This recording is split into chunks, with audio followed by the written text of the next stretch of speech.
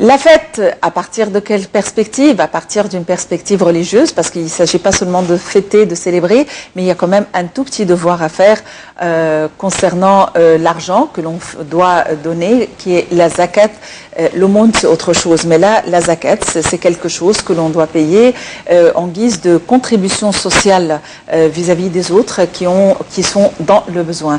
Mais c'est calculé, il faut calculer, il y a toujours un pourcentage.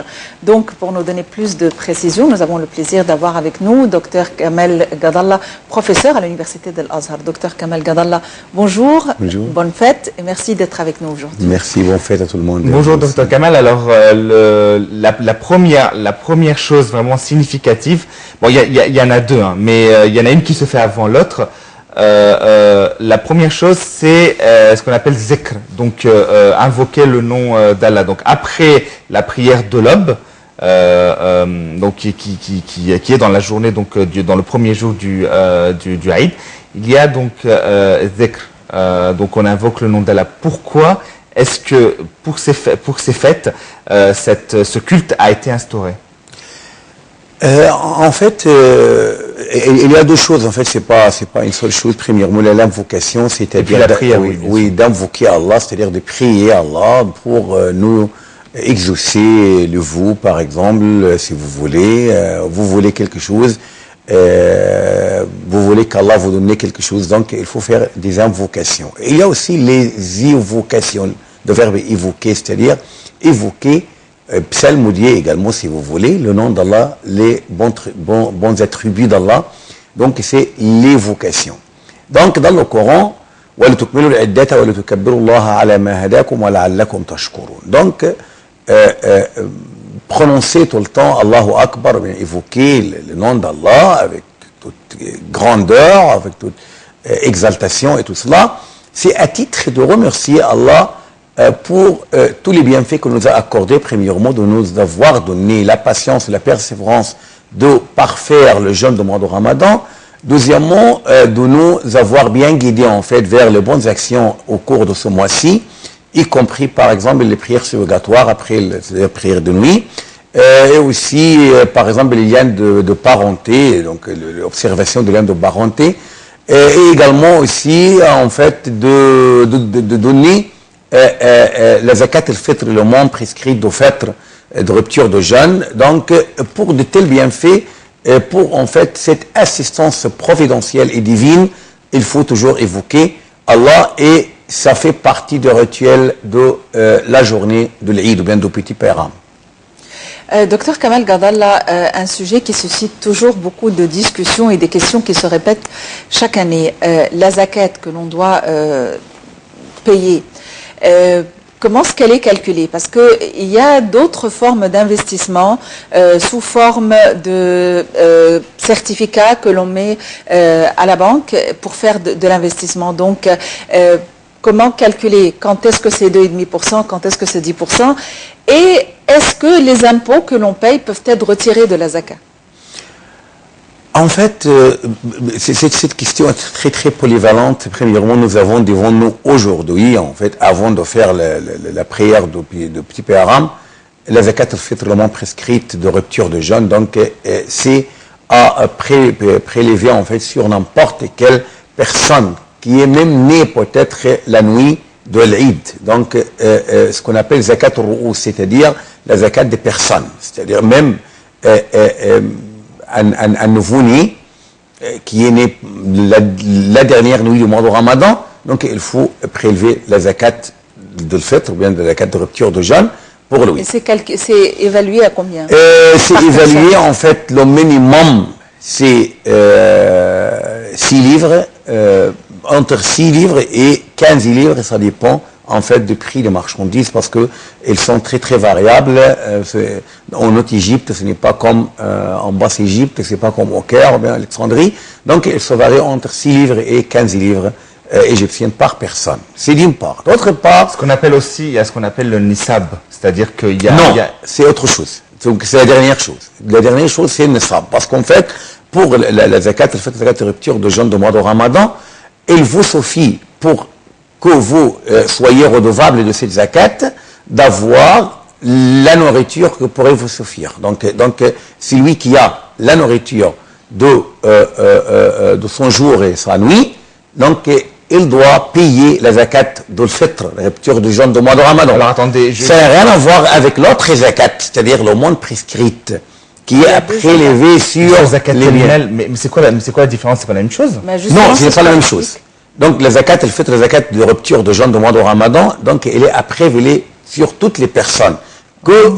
Premièrement vous, votre femme, vos enfants, et aussi s'il y a d'autres personnes sur votre charge pécuniaire et matérielle, il faut diviser. Parce que par exemple, il y a quelqu'un qui a en charge sa mère, peut-être sa belle-mère aussi, elle pourrait vivre avec lui, malheureusement pour lui normalement, mais ça arrive quand même. Donc n'importe quelle personne qui est sous sa tutelle, il faut qu'il paye pour lui la zakat de la rupture de jeûne. Donc c'est autre chose. Alors attendez, pour récapituler, parce qu'on on a beaucoup tendance à confondre.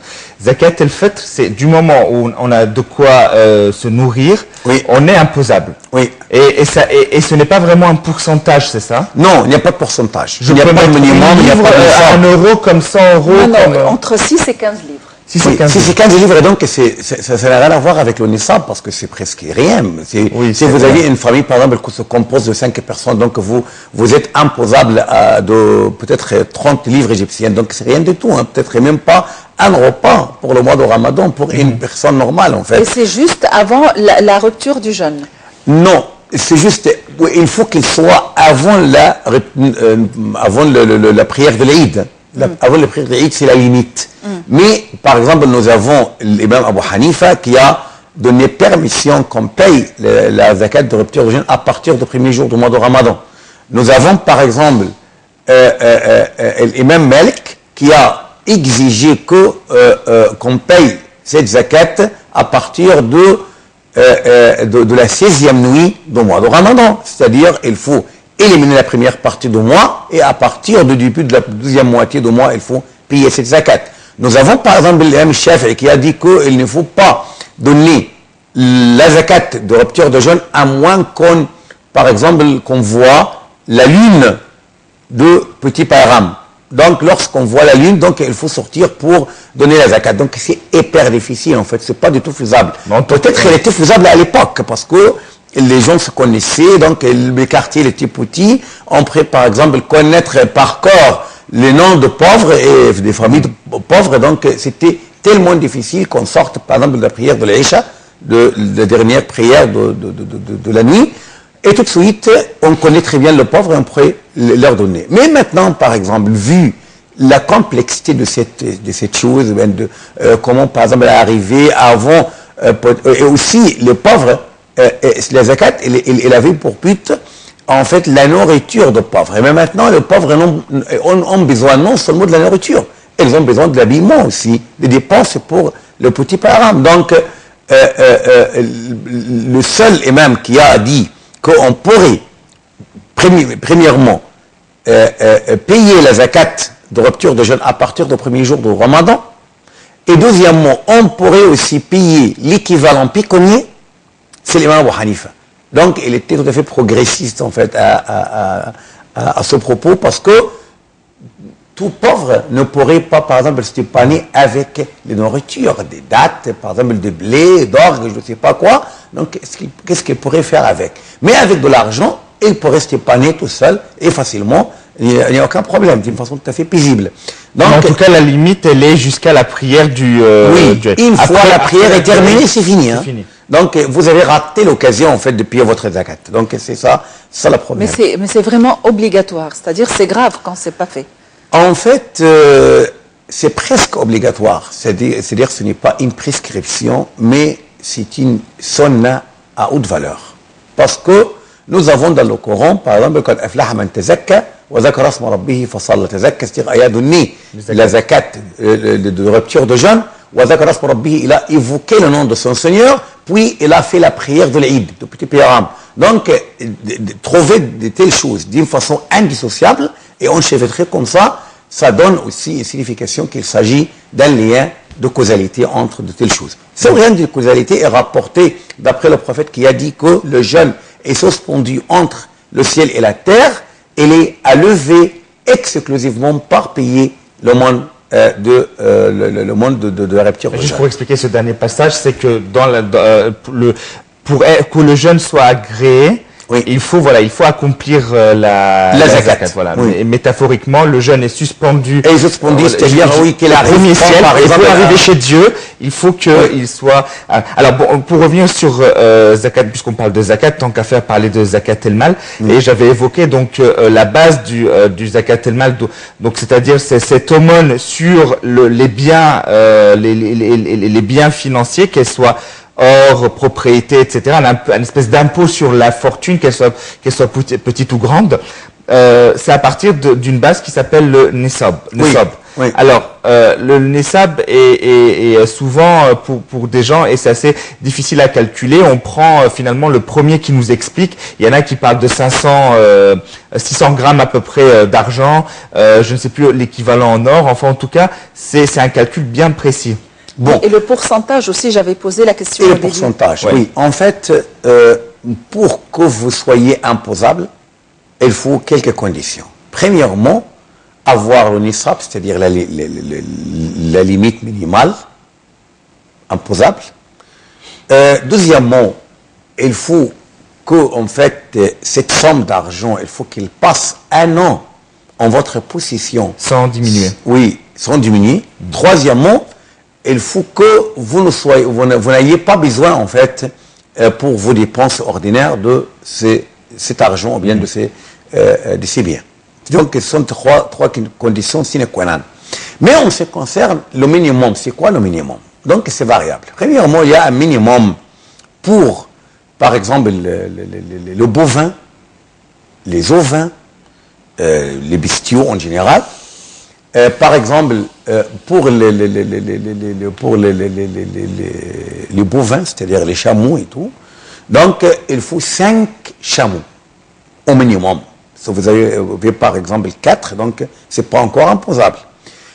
Par exemple, pour le mouton, il faut au moins 20 moutons. Non mais excuse-moi, est-ce que le chameau et le bœuf parce que le chameau n'est pas dans la catégorie des bovins, mais ça c'est pas non, le bovin c'est pas très grave, mais je veux dire, est-ce que c'est à la même valeur ou c'est calculé comment? Oui, d'accord. Donc pour le bovin par exemple, il faut 5. Pour les chameaux, il faut aussi 5. Pour le mouton, il faut 20 au minimum. Mais comment c'est calculé ça? Oui, donc il est rapporté d'après le prophète. Et c'est dit comme ça, 20 moutons minimum, 5 bovins, c'est ça hein? Oui, c'est ça. 20 brebis, 20 moutons, donc 5 chameaux, 5 bœufs. Donc pour les 5 bœufs, par exemple, il faut donner un mouton. Et aussi pour le chameau. Donc, donc c'est bien calculé en fait dans le fiqh, très bien détaillé, mais il faut connaître que moins de 5, pour les chameaux, pour le bœuf, vous n'avez rien à payer. Moins de 20 pour le mouton, pour les brebis, vous n'avez rien à donner. Alors ça c'est quand on a un troupeau, mais l'or. Pour l'argent, oui, donc c'est détaillé. Par exemple, deuxième chose, pour les récoltes, c'est-à-dire les récoltes de blé, d'orge, je ne sais pas quoi, de fèves et tout, il faut donner en fait le 5% le jour même de la récolte. Le jour même de la moisson, de la récolte, il faut donner 5%. Si votre terrain cultivable est irrigué avec de la machine, donc il faut 5%. S'il est à irriguer directement en fait du Nil, par exemple, vous n'avez pas besoin d'avoir une machine avec de gasoil et tout ça, donc il faut donner 10%.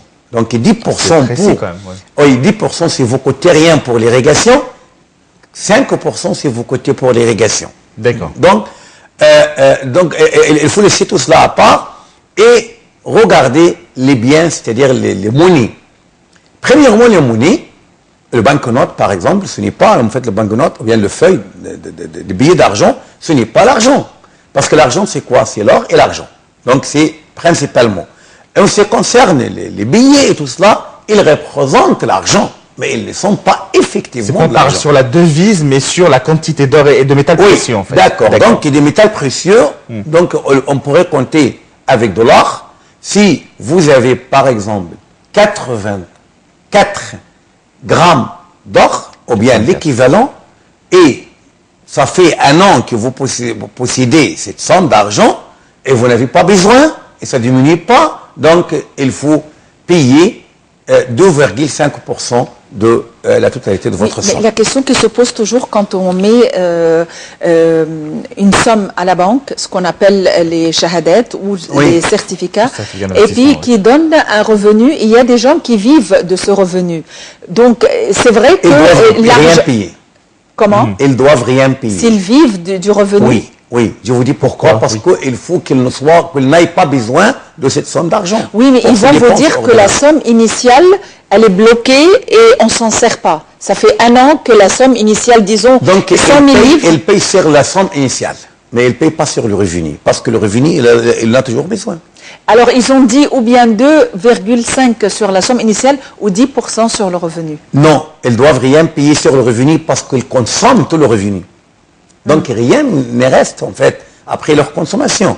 Donc, ce qui reste, c'est la somme initiale. Donc, sur la somme initiale, il faut prélever 2,5%. Alors que pour le revenu, ils sont à consommer totalement. Et c'est quoi les 10%, Maha Sur le revenu des certificats, des shahadat. Non. Ah, d'accord, c'est vraiment sur la somme. S'ils dépensent tout, s'ils consomment tout, ils sont redevables de rien. Alors, pour conclure, juste encore une dernière fois, pourquoi cette quantité de 84 grammes ou d'à peu près 600 d'or et à peu près 600 grammes d'argent, si je me souviens bien?